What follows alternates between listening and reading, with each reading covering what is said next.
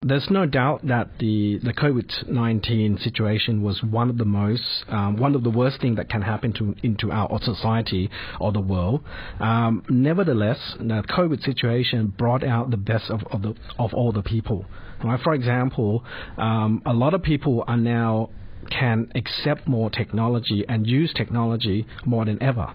Right. I usually give some example for to my students during the class that before the COVID-19, even about 3 or 4 months before, we tried to conduct the online classes, and it never worked because there's no technology.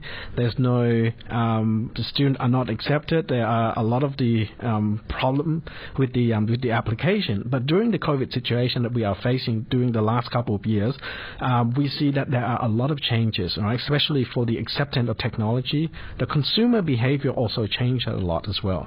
Right, so therefore, the post-COVID situation, we can see the brighter future, and definitely something that we can integrate the SEP into the new world that we will be facing after post-COVID situation.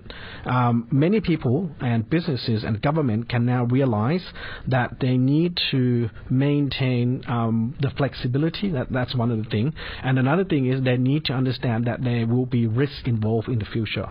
So at the moment, a lot of people are taking that kind of aspect into, for example, into the planning. Right? And again, those are some of the core elements that are coming out from the SEP.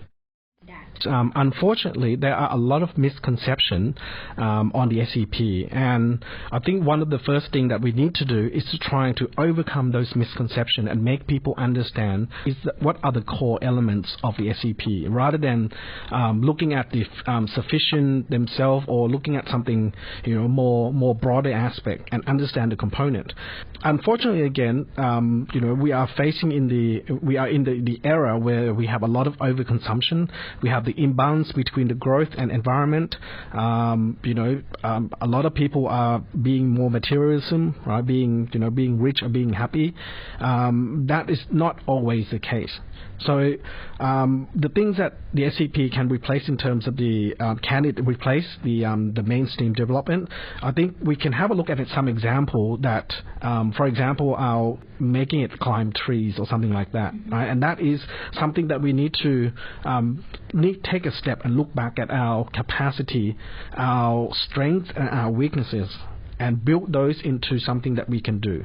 Okay, so we need to look into the core philosophy, right, of the SEP, which are the moderation, reasonableness, and the risk management, and together with the knowledge and virtue.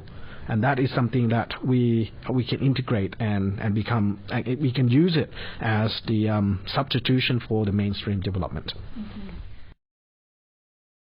Mm-hmm.